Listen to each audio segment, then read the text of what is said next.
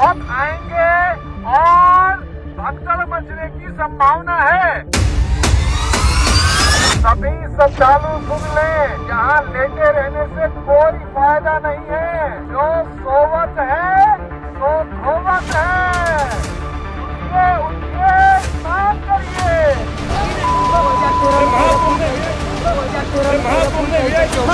फूल को फूल खाई दिखाने के लिए बनाया हुआ है।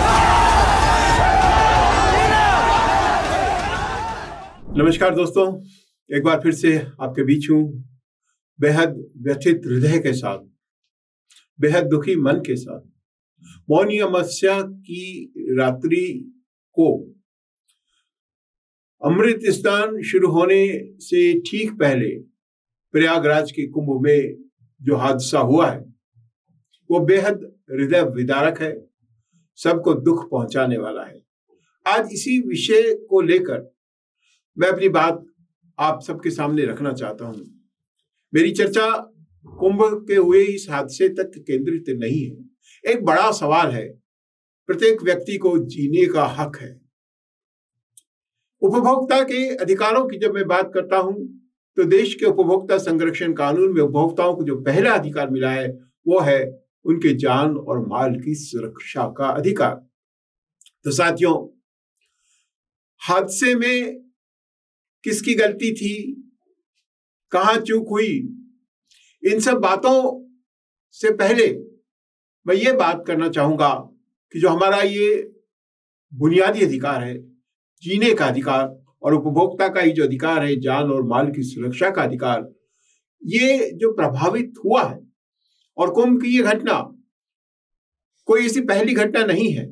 पिछले दिनों में हम लगातार देख रहे हैं कि धार्मिक स्थलों पर जिस तरह से भीड़ बढ़ रही है उसके साथ ही ऐसी घटनाएं भी बढ़ रही है, और ऐसे हादसे सतत रूप से लगातार हमारे सामने आते जा रहे हैं।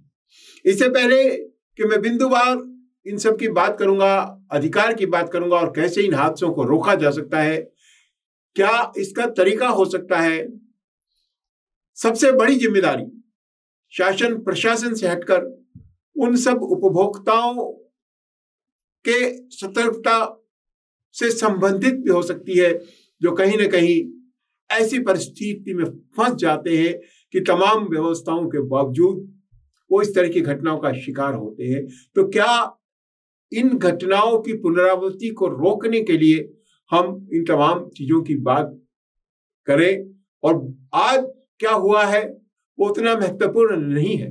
महत्वपूर्ण ये है कि भविष्य में हम ऐसी होने वाली घटनाओं को प्रभावी ढंग से रोक सके, इस दिशा में क्या होना चाहिए।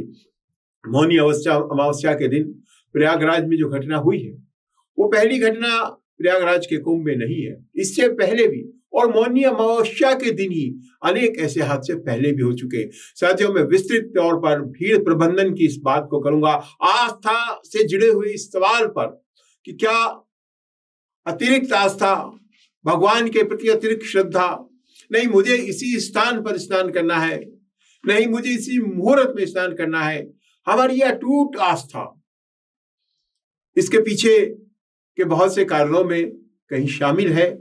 क्या मानवीय इच्छाएं जो प्रभु के प्रति जब से वो समर्पित हो जाता है वो किसी भी चीज से समझौता करने के लिए तैयार नहीं होता, वो कहीं ना कहीं इससे जुड़ी हुई चीज है। निश्चित रूप से मानवीय चूक, प्रबंधन की कमियां वो हमेशा चर्चा में आती रहेगी। पूर्व में जो घटनाएं हुई है उनको लेकर भी अभी भी उत्तर प्रदेश में सरकार ने एक न्यायिक आयोग का गठन कर दिया है जो अब इस पूरे मामले की जांच करेगा। पूर्व में जो घटनाएं हुई है उनमें भी बहुत सारे न्यायिक आयोग बने हैं, उनकी रिपोर्ट आई है। कई बार तो ऐसा देखने में आया कि इन रिपोर्टों को दबा दिया गया, सामने नहीं आ पाई। किसी एक राजनीतिक दल से जुड़ा हुआ सवाल नहीं, किसी एक सत्ता से जुड़ा हुआ सवाल नहीं। देश भर में लगातार ऐसे हादसे होते रहे हैं। राज्य स्तर पर जब अलग अलग सरकारें रही हैं, केंद्र स्तर पर अलग अलग सरकारें रही हैं। जब हादसा हो जाता है उसके बाद हल्ला मचता है, कोशिश होती है, उस पर लिपापोती करने की कोशिश भी होती है। जो इस घटना के शिकार होते हैं उन्हें क्षतिपूर्ति भी दी जाती है, मुआवजा भी दिया जाता है। लेकिन हमारे जो बुनियादी अधिकार, जान माल की सुरक्षा के अधिकार को सुनिश्चित बनाने की दिशा में क्या काम होना चाहिए, उस पर मैं चर्चा करूं। उससे पहले आओ मैं देखता हूं कि क्या प्रमुख घटनाएं पिछले सालों में इन धार्मिक स्थलों पर, खासतौर से भारत के अंदर रही है, उन पर हम एक नजर डालते हैं। 25 जनवरी 2005 को महाराष्ट्र के सतारा जिले में मंदार देवी मंदिर में वार्षिक तीर्थ यात्रा के दौरान 340 से अधिक श्रद्धालुओं की कुचल जाने की वजह से मौत हो गई थी। 13 अक्टूबर 2013 को मध्य प्रदेश के दतिया जिले में रतनगढ़ मंदिर के पास नवरात्रि उत्सव के दौरान मची भगदड़ में 115 लोग मारे गए थे। 14 जनवरी 2011 को केरल के इडुक्की जिले में पुलमेट्टू में एक जीप के तीर्थयात्रियों को टक्कर मार देने के कारण मची भगदड़ में सबरीमाला में कम से कम 104 श्रद्धालु मारे गए थे। साथियों, बड़ी लंबी लिस्ट है। 30 सितंबर 2008 को मेरे अपने प्रदेश की मैं बात करूं, राजस्थान में जोधपुर शहर में देवी जी का जो प्रमुख मंदिर है, मेहरानगढ़ दुर्ग में माँ चामुंडा का मंदिर, माँ चामुंडा हमारी भी कुल देवी है, माँ चामुंडा देवी के मंदिर में अफवाह फैलने के चलते हुई भगदड़ में 250 से अधिक श्रद्धालु मारे गए थे, उनकी मौत हुई थी। इसी तरह 3 अगस्त 2008 को हिमाचल प्रदेश के बिलासपुर जिले में नैना देवी के मंदिर में चट्टान खिसकने की एक अफवाह फैली और उसके बाद हुई भगदड़ में 162 लोग मारे गए। साथियों, 2 जुलाई 2024 को, अभी बहुत दिन नहीं गए, हम सब ने उसको देखा है, उत्तर प्रदेश के हाथरस में एक स्वयंभू भोले बाबा उस नारायण सरकार हरि द्वारा एक सत्संग का आयोजन किया गया था। बहुत बड़ी संख्या में इसी तरह भीड़ जुटी और सत्संग में भगदड़ मचने से महिलाओं और बच्चों सहित 100 से अधिक लोग मारे गए।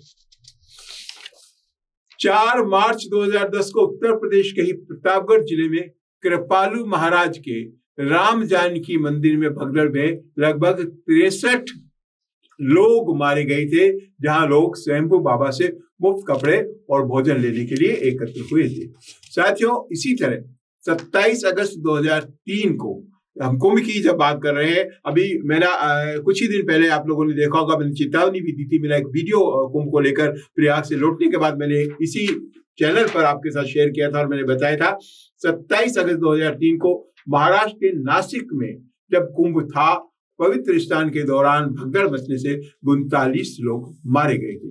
तो ये 1-2 नहीं है, क्रम वाइज एक के बाद एक अगर हम देखेंगे तो इस तरह की घटनाएं सामने आती रही। 31 मार्च 2023, 2 साल पहले की बात है, इंदौर शहर में एक मंदिर में रामनवमी के अवसर पर आयोजित हवन कार्यक्रम में एक प्राचीन बावड़ी या कुएं के ऊपर से स्लेब ढह जाने के बाद 36 लोगों की मौत हुई थी। और इसी तरह 3 अक्टूबर 2014 को दशहरा समारोह समाप्त होने के तुरंत बाद पटना के गांधी मैदान में भगदड़ मची थी और 32 लोग मारे गए थे। 14 जुलाई 2015 को आंध्र प्रदेश के रांजीमुंद्री में बिल्कुल इसी तरह की घटना जिसे अभी हम यहाँ देख रहे हैं, गंगा नदी के तट पर, ये संगम के किनारे हुई है। गोदावरी नदी के तट पर एक प्रमुख स्थल पर पुष्करम में भगदड़ मचने से 27 तीर्थयात्रियों की मौत हो गई थी। बिल्कुल इसी तरह की घटना थी। रात को 1 बजे वहां भीड़ जुट रही थी। एक वीआईपी का स्नान होने के बाद से जब लोग भीड़ छोड़ी गई थी, एकदम से भीड़ वहां भगदड़ का शिकार हुई थी। 8 नवंबर 2011 को हरिद्वार में गंगा नदी के तट पर हर की पौड़ी पर घाट पर भगदड़ से कम 20 लोग मारे गए थे। साथियों, 19 नवंबर 2012 को पटना में गंगा नदी के तट पर छठ की पूजा के दौरान एक अस्थायी पुल ढह जाने के बाद मची भगदड़ में 20 लोग मारे गए थे। इसी तरह जम्मू कश्मीर के प्रसिद्ध माता वैष्णो देवी मंदिर में श्रद्धालुओं की भारी भीड़ के कारण अभी जनवरी 2022 में भगदड़ में कम से कम 12 लोगों की मौत हो गई थी। अभी कुछ दिन पूर्व ही आप लोगों ने देखा होगा कि तिरुपति मंदिर के अंदर जब काउंटर पर लोग अपने नंबर का इंतजार कर रहे थे तो भीड़ में भगदड़ के चलते कुछ मौत हुई। हम राजस्थान की एक बार से बात करूं, खाटू श्याम जी के मंदिर में कुछ दिन पहले दर्शनार्थियों की भीड़ में कुछ मौतें हुई। तो ये जो प्रसिद्ध चीजें, ये मंदिरों के अंदर घटनाएं आ रही है, ये कोई 1-2 नहीं है। और साथियों, मैं यहाँ एक बात और खास तौर से आपको जोड़ना चाहूंगा कि ये कोई किसी एक धर्म विशेष से जुड़ा हुआ सवाल नहीं है। ये हिंदू धर्म के तीर्थों से जुड़ा हुआ सवाल नहीं है। दुनिया में जो सबसे बड़े भीड़ से कुचले जाने के हादसे हुए हैं वो तमाम दूसरे धर्मों में भी फैले हुए हैं। मक्का और मदीना की अगर मैं बात करूं, 1426 लोग भीड़ में कुचले जाने से वहां मरे।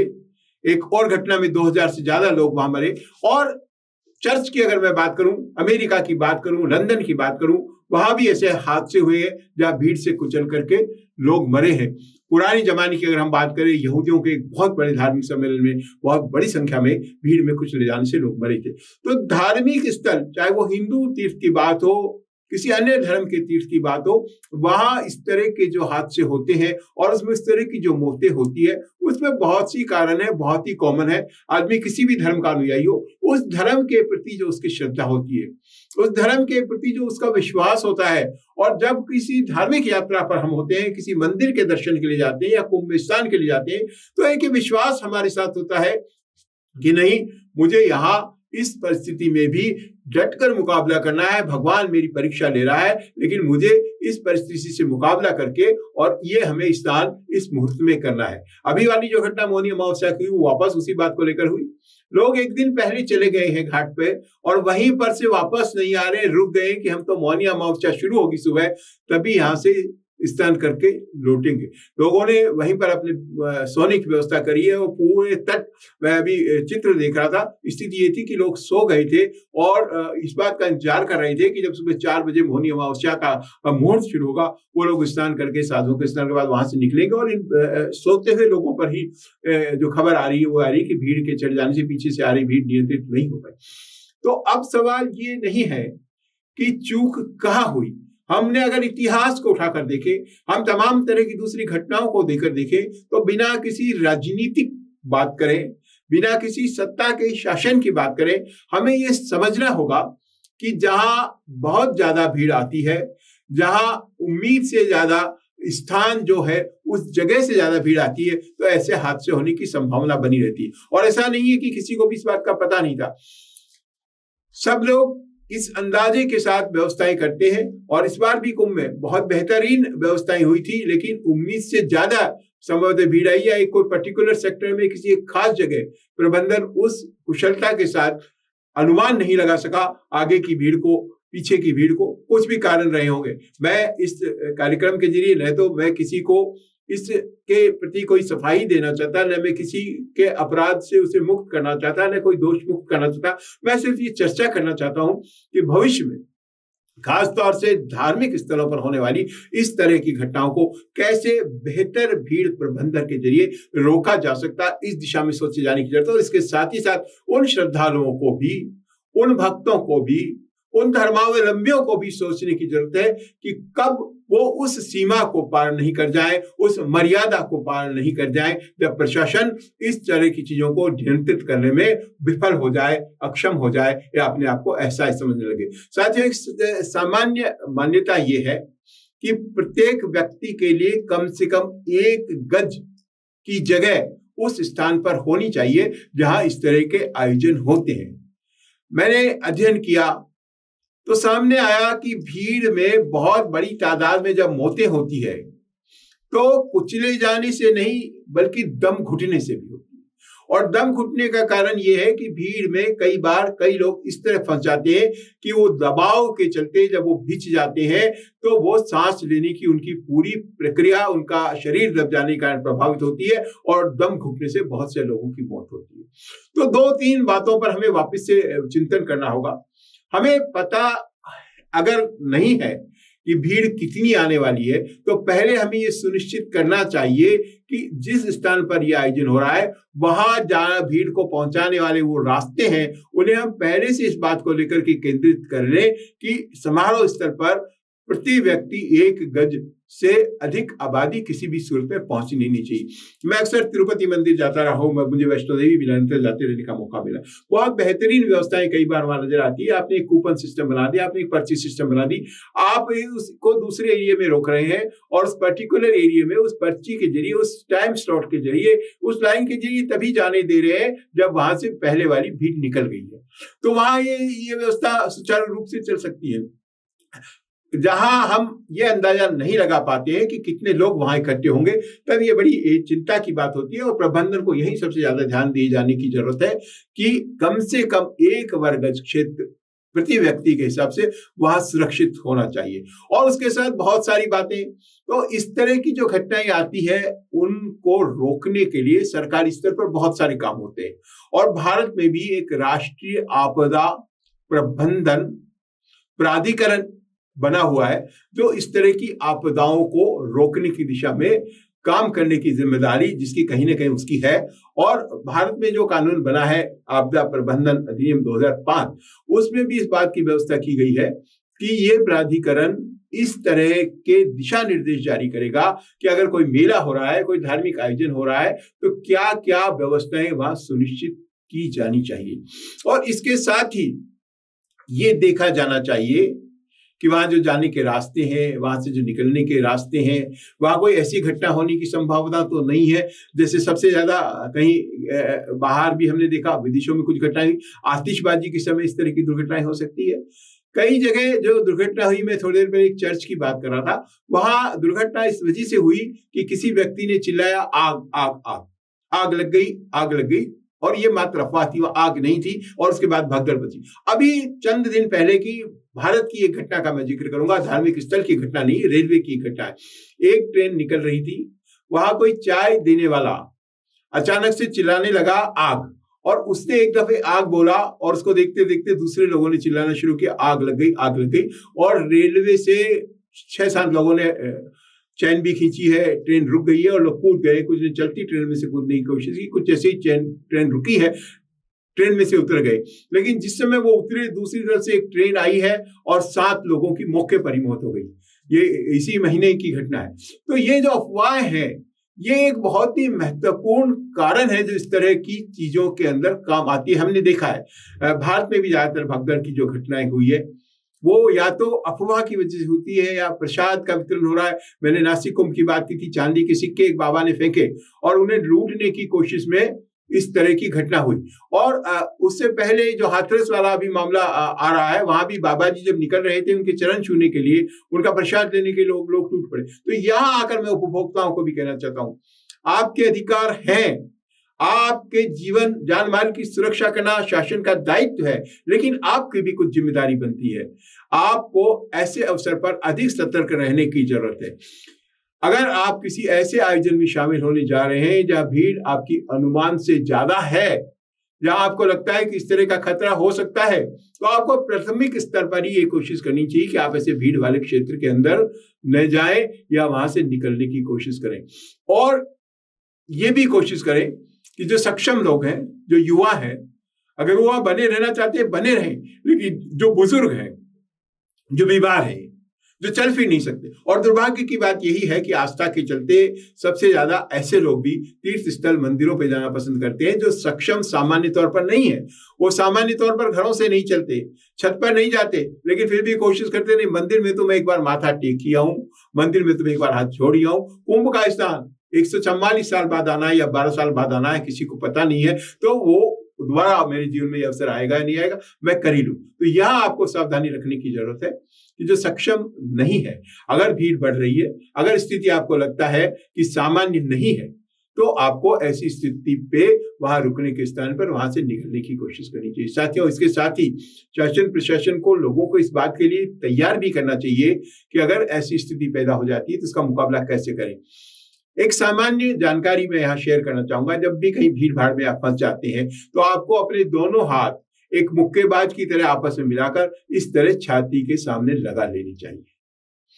और ये एक प्रक्रिया है जिसके जरिए आप भगदड़ में अपनी जान बचा सकते हैं, क्योंकि मैंने जैसा अभी जिक्र किया था, भगदड़ में अधिक लोगों की मौतें दम घुटने की वजह से होती है। अगर आपकी छाती पर अधिक प्रेशर पड़ रहा है और आप सांस नहीं ले पा रहे हैं तो आपकी मौत होने की संभावना बढ़ जाती है। जो बाकी घायल हैं उनका उपचार किया जा सकता है, उनको राहत दी जा सकती है, लेकिन सांस बंद हो जाने से जो मौतें होती है वो बहुत ज्यादा इसमें दर्दनाक होती है। अगर आप इस तरह हाथ अपनी छाती के आगे लगा लेते हैं और उससे मुकाबला करके प्रयास करते हैं तो आपकी सांस को एकदम बंद होने के लिए जो प्रेशर एकदम पड़ने वाला है, उसके बचने की संभावनाएं इसमें बढ़ जाती है। इसी तरह आपदा प्रबंधन से संबंधित जो और बहुत सारी बातें, उनका भी प्रशिक्षण किया जाना चाहिए कि अगर भीड़ बढ़ गई है तो आपको क्या उपाय करने हैं। ऐसे जैसे भी आयोजन जहां भी होते हैं, निश्चित रूप से न्यायिक आयोग बना है, उसकी रिपोर्ट आएगी। लेकिन मैं जोधपुर के मेहरानगढ़ दुर्ग में हुई हादसे की बात करूं, जहाँ चामुंडा मंदिर में इतनी जाने गई थी, न्यायिक आयोग बनाया गया, जस्टिस चोपड़ा की अध्यक्षता में एक कमेटी बनी, जस्टिस चोपड़ा कमेटी की रिपोर्ट आ गई। रिपोर्ट कई दिन तक उस पर कोई सरकार कार्रवाई नहीं कर पाई, फिर बाद में दूसरा जांच आयोग बिठा दिया गया। और ये एक जगह का हिस्सा नहीं है, अलग अलग प्रदेशों में अलग अलग जगह अलग अलग सरकारों के समय इस तरह के जब हादसे होते हैं तो बाद में सिर्फ ये कोशिश की जाती है कि अब लोगों को ये दिखाया जाए लेकिन इस पे शासन काम कर रहा है। वो महत्वपूर्ण नहीं है, महत्वपूर्ण ये है जो मुआवजा दिया जा रहा है वो निश्चित रूप से एक मरहम हो सकती है, लोगों को थोड़ी बहुत सांत्वना देने का एक तरीका हो सकता है, लेकिन वो किसी की जान माल की कीमत नहीं हो सकती। जरूरत इस बात की कि भविष्य में होने वाले ऐसे हादसों को हम किस तरह रोकें। तो ये जो भारत में आपदा संरक्षण प्राधिकरण है या प्रदेश स्तर पर जो आपदा प्रबंधन की व्यवस्थाएं, उसमें आज की बदली परिस्थितियों में भीड़ प्रबंधन को सर्वोच्च प्राथमिकता दी जानी चाहिए, कि वो भी धार्मिक भीड़ प्रबंधन को, क्योंकि कोरोना के बाद से हमने ये देखा है कि तमाम तरह के मंदिरों में भीड़ बढ़ रही है। 1 जनवरी की अगर हम बात करें, वैष्णो देवी जनवरी में भगदड़ हुई, 1 जनवरी के दिन आजकल हम देखते हैं नया साल जब शुरू होता है तो तमाम मंदिरों में बेतहाशा भीड़ हो जाती है। लोगों ने आजकल एक ट्रेंड बदल लिया, कोरोना के बाद से ट्रेंड बदल लिया कि वो 1 जनवरी को बजाय किसी पर्यटन स्थल पे जाने के, किसी दूसरे एंजॉय की जगह पे जाने पे मंदिर में जाना शुरू उन्होंने किया। तो अब इन परिस्थितियों से निपटने के लिए एक और जहां शासन प्रशासन को बेहतर प्रबंधन तो करना ही होगा, मंदिर प्रबंधन को बेहतर प्रबंधन करना ही होगा, लेकिन इस साथ साथ हम खुद उपभोक्ताओं को भी ध्यान रखना चाहिए कि जब हमारी जान और माल की सुरक्षा को लेकर सवाल है तो हम उसे केवल प्रशासन के भरोसे नहीं छोड़ सकते, केवल इंतजामों के भरोसे नहीं छोड़ सकते। हमें खुद को भी सतर्क रहना होगा। हमारे अधिकार तभी हम सफल पा सकते हैं जब उनके साथ जिम्मेदारियों को भी हम समझें। आप ये कोशिश नहीं कीजिए कि नहीं मुझे पहले जाना है, भीड़ में बाकी लोग भी आप चल रहे हैं, उनके अधिकारों का भी आप ध्यान रखिए। एक दूसरे की मदद करके दयालुता के साथ दूसरे को मौका दीजिए, आप पीछे हो जाइए, इसको अड़ाअड़ी का जिद का विषय मत बनाइए। और सबसे ज्यादा सबसे महत्वपूर्ण चीज है कि अफवाहों पर ध्यान मत दीजिए। सबसे अधिक भगदड़ का कारण पूरे देश और दुनिया में जो सामने आया है वो अफवाहें ही है। इन अफवाहों से हमें सतर्क करना होगा। अगर आग लग गई है, आपने सुना आग लग गई है, आपके सामने कह रहे ऐसा हो गया, कोई बात नहीं, आप तसल्ली से उसकी गंभीरता को समझिए और उससे बाहर निकलने के तमाम वैकल्पिक रास्तों पर चिंतन कीजिए, बजाय इस बात के कि हम एक दूसरे को धक्का देते हुए, एक दूसरे के ऊपर चढ़ते हुए दूसरे की जान लेकर खुद की जान बचाने की कोशिश कर रहे हैं। इस स्थिति से भी हमें बाहर आना पड़ेगा।